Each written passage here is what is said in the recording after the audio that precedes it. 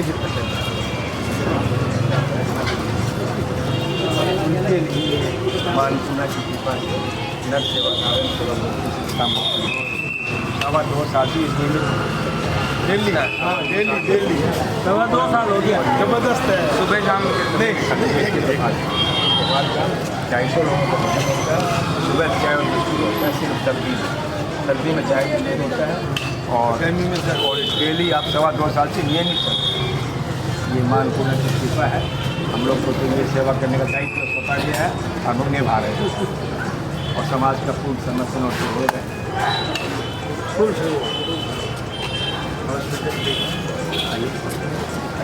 आइए दिखा खाना दिखा रहे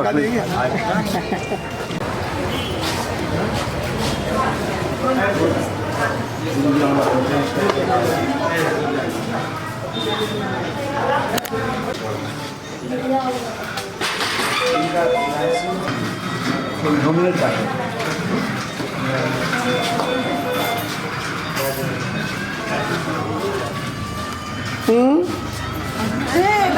अरे वाह हाँ यहाँ भी एडमिट वाला अभी क्या है कि पूरा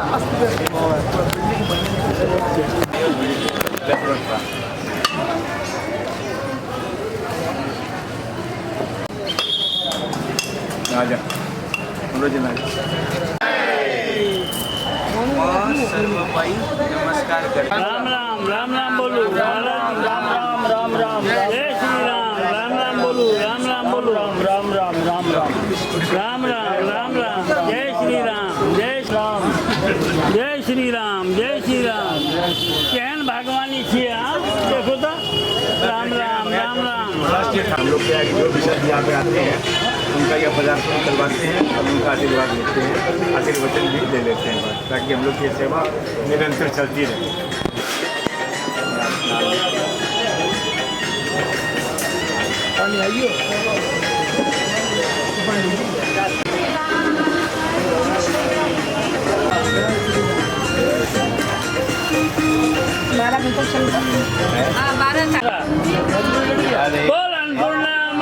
देख हृदय प्रेम से भर गया।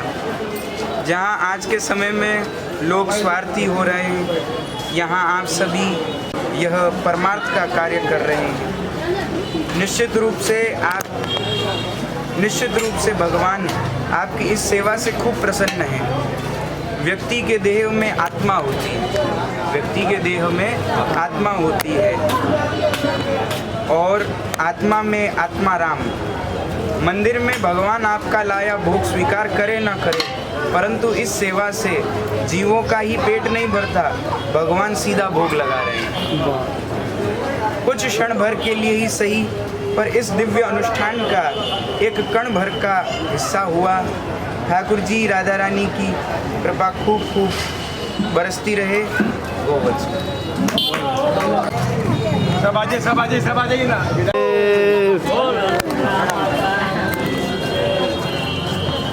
में आत्मा होती है और आत्मा के अंदर राम होते तभी ये देह चल रही है। भगवान सीधे भोग लगाएं, हमारी सेवा स्वीकार करें। मंदिरों में इतनी भीड़ होती है कि हम भोग लेकर जाते हैं तो मिठाई का डब्बा ले जाएं, वो पंडित जी आगे ले जाएं नहीं ले जाएं, या डब्बा यूँ ही बंटवा दें, क्या पता है। पर यह प्रत्यक्ष सेवा हो रही है। यह जिनको ज़रूरत है सिर्फ उनका पेट नहीं भर रहा। एक मारवाड़ी में कहावत है, मैं कहीं आशीष दूँ हमारी आंतड़ी आशीष। जो इनका जो पेट भरने के बाद जो उनको सुकून मिल रहा है, जो उनका उधर भरने के बाद जो उनको राहत आ रही है, तो वो मुंह से बोल के उनके पास हो सकता है शब्द नहीं हो या इतनी व्याकरण नहीं हो जो अपने भावों को बता सके, लेकिन उनके हृदय की स्थिति या उनकी आंतड़ियाँ जो है जो तृप्त हुई है वो आशीर्वाद दे रही है आपसे।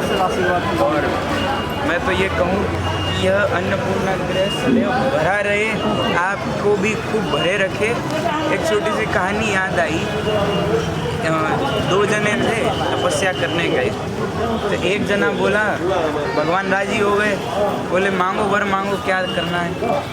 एक जना बोले कि भगवान मेरे हाथ हमेशा यूं ही रहे, मैं कुछ करूं नहीं करूं, मेरे पास सामान आता रहे, पैसा आता रहे।